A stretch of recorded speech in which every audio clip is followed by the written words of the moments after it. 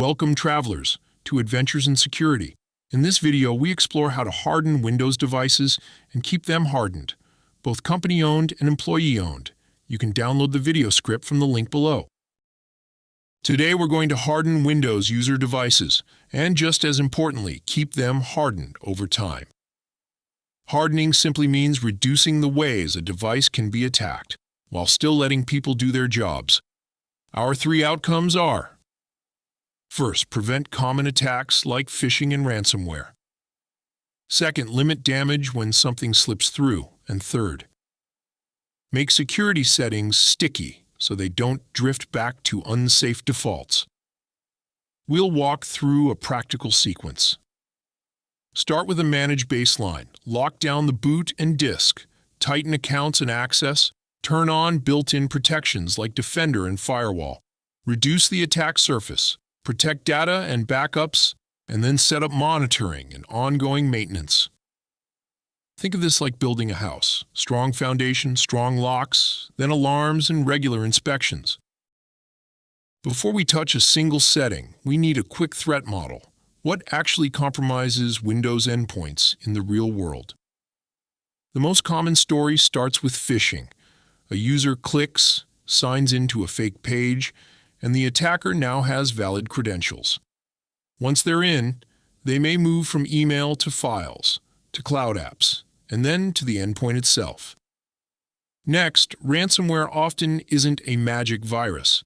It's hands-on keyboard activity, where the attacker explores the environment, disables defenses, steals data, and then encrypts systems. Unpatched software is another major driver. Windows updates, drivers, and third-party apps all matter. Finally, even well-hardened devices can become weak through configuration drift, temporary exceptions, new software, or settings that get changed over time. Our job is to block the common paths and continuously enforce the baseline so it stays secure. Hardening starts with control and visibility. If you don't know which devices exist, which Windows versions they run, and who uses them, you can't secure them reliably. So step one is inventory. Devices, operating system editions, installed security agents, and whether the device is managed. Next, create a standard baseline, one for laptops, one for desktops, maybe one for privileged admin workstations. The baseline should define your required settings, updates, encryption, Defender, Firewall rules, and more. Then enforce it with central management. In many organizations, that's Microsoft Intune or group policy. The key mindset shift is this: don't aim for, "we told people what to do." Aim for, "we can prove the setting is enabled." That's the difference between hardening as advice and hardening as an operational control. Let's lock down the device before Windows even loads. First, use UEFI, modern firmware, and enable Secure Boot. Secure Boot helps prevent boot-level tampering by only allowing trusted boot components. Next, make sure the TPM, Trusted Platform module, is present and in use. TPM-backed protections improve key storage and strengthen Windows security features. Then enable BitLocker full disk encryption. This is non-negotiable for laptops and strongly recommended for desktops too, because it protects data if the device is lost or stolen. A crucial operational point: store BitLocker recovery keys securely, typically in your identity directory or device management system, so you don't lose data during recovery. Finally, restrict BIOS and UEFI changes with an admin password and limit who can boot from external media. This is foundational. If the boot chain is weak, everything above it is easier to bypass. Patching is one of the highest return security activities you can do. Start by turning on automatic Windows updates, but don't leave it vague. Define update rings. For example, a small pilot group gets updates first, then the broader fleet. The goal is fast security patch adoption without breaking critical workflows. Next, don't ignore drivers and firmware. Many real-world compromises involve vulnerabilities below the application layer, so keeping firmware current matters. Finally, remember that endpoints are attacked through third-party apps constantly. Browsers, PDF readers, compression tools, conferencing apps, and device utilities. You need a process for third-party patching, either built into your management platform or through a software management tool. If you only patch Windows, you've locked the front door but left half the windows open.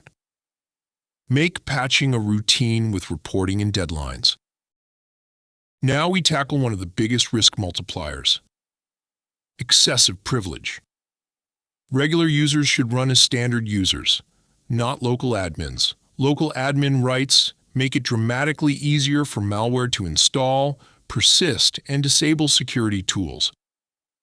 If a user truly needs elevated rights, treat it as a controlled exception with a time limit or an approved workflow.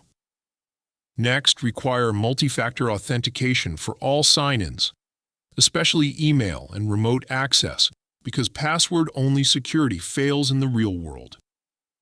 If you can, move toward phishing-resistant methods like passkeys or Windows Hello for business-style authentication, because those reduce the value of stolen passwords. Also, manage local administrator credentials properly. Use unique, rotated passwords per device so one compromise doesn't unlock the entire fleet. And for IT, separate daily use accounts from admin accounts. Admin privileges should be used only when needed. Windows includes strong built-in security controls if you actually turn them on and prevent them from being casually disabled. Make sure Microsoft Defender antivirus is enabled, updating properly, and centrally monitored. Cloud-delivered protection can significantly improve detection speed, and policy-based sample submission helps analysis while keeping privacy and governance in mind. One setting I want you to remember: tamper protection. This makes it harder for malware, or even a careless user, to turn off key security components. Next, keep Windows Firewall enabled for domain, private, and public profiles. Many organizations accidentally weaken devices by treating the firewall as optional. It's not. Finally, enable baseline exploit protections, where appropriate. Think of these as guardrails that stop common techniques used by modern malware. The theme is simple: use the defenses you already paid for and enforce them with policy so they stay enabled. Attack surface reduction is about removing the easy buttons attackers love. A classic example is Office macros delivered through email or downloads. Your default stance should be to block internet-sourced macros and allow only well-governed, signed, or business-approved automation if needed. Next, consider attack surface reduction rules. These are policy controls that block common malicious behaviors like suspicious process launches or credential stealing patterns. They're most effective when rolled out carefully. Start in audit mode, review what would be blocked, then enforce. Also enable reputation-based protections, such as Smart Screen, which can warn users about suspicious downloads and sites. Finally, pay attention to scripting and credential theft. Attackers often rely on scripts, living off the land tools, and memory-based credential dumping. You don't need to memorize every rule, just remember the principle. Shrink the attack surface that attackers routinely exploit. Every installed application is another potential vulnerability, another updater, and another place an attacker can hide. So reduce your software footprint, remove bloatware, uninstall unused apps, and disable Windows features you don't need. Next, control installations. If users can install anything, you will eventually get adware, toolbars, free PDF converters, and worse. Use a managed software catalog or approved App Store approach where possible. For higher-risk roles, finance, executives, developers with sensitive access, consider application allow listing strategies so only approved software can run. This can be a strong control against ransomware, but it requires planning and testing. Don't forget browser extensions. They can read web content, intercept logins, and inject scripts. Maintain an extension allow list and block unknown extensions. In a classroom analogy, you don't secure a lab by letting students bring any chemicals they want. You control what's allowed in the room. Most endpoint compromises start in the browser or email client, so we harden where users live. Standardize on a modern, managed browser, whether that's Edge or Chrome, and enforce security settings through policy. Turn on anti-phishing features, block suspicious downloads, and restrict unsafe prompts like run anyway. In many environments, you can also improve security by disabling legacy authentication methods that don't support modern MFA protections. But settings aren't the whole story. User behavior matters. Teach a simple habit. Pause and verify. If a message creates urgency, invoice overdue, password expires in 10 minutes, CEO needs gift cards, that's a red flag. Encourage users to verify using a known channel, not the reply button. In other words, we combine technical controls with human controls. Hardening succeeds when the system supports good decisions and makes bad decisions harder to execute. Device hardening isn't complete if data can be destroyed or exfiltrated easily. We already discussed BitLocker for encryption at rest. Make sure it's enforced and recovery keys are stored securely. Next, consider managed cloud sync options with version history for user files. This can be a major resilience boost because versioning helps recover from accidental deletion and some ransomware scenarios. But don't confuse sync with backup. You still need a backup strategy. A simple teaching model is 3-2-1, 3 copies of important data on 2 different media types, with 1 copy offline or isolated. Finally, practice recovery. Run a ransomware recovery drill. Can you isolate a device, re-image it, restore files, and get the user working again quickly? A plan you never test is not a plan. It's a hope. Data protection is where hardening meets business continuity. A hardened endpoint can still be exposed if network access is sloppy. First, user endpoints generally shouldn't accept inbound remote desktop connections. If RDP is required, restrict it tightly. Require network-level authentication, limit who can connect, and lock it down to management networks, not the open internet.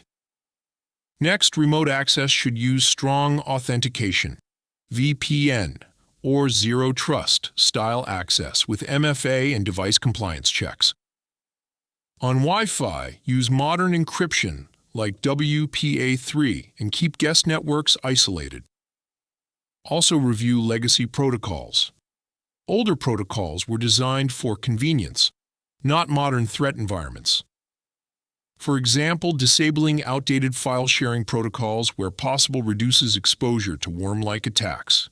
The takeaway: don't just harden the device, harden how the device is reachable. Attackers love side doors, remote services, weak Wi-Fi, and legacy protocols because they bypass user awareness entirely. Prevention is critical, but detection and response is how you survive what gets through. Make sure your endpoints report into a central console, whether that's Microsoft Defender for Endpoint, another EDR, or a managed service. You want visibility into malware detections, suspicious processes, unusual sign-ins, and policy tampering. Next, retain logs long enough to investigate incidents. If logs roll off in a few days, you'll miss the story of how an attack happened. Then define containment procedures. For example, how do you isolate a device from the network, preserve evidence, and help the user continue working safely? Finally, write a simple playbook. What to do for suspected phishing, suspected malware, and confirmed ransomware. Hardening is the seatbelt, monitoring and response is the airbag. You need both, and you need to practice using them.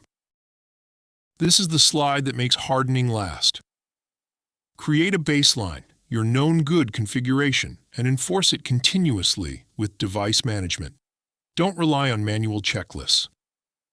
You want compliance reports that tell you which devices are encrypted, which missed updates, which have firewall disabled, and which are out of policy. Then build remediation into the process, automatic fixes where possible, and tickets where not. Also manage exceptions. If someone needs an exception, document it, timebox it, and review it. Otherwise, exceptions become permanent holes. Finally, schedule quarterly reviews. Remove unused software, revisit security settings, update training based on real incidents, and validate backups and recovery. If you remember one phrase, secure defaults plus continuous verification. That's how devices stay hardened after the initial rollout. That's it for this video. If you learned anything, please remember to give us a thumbs up and subscribe. And until next time, be careful what you click.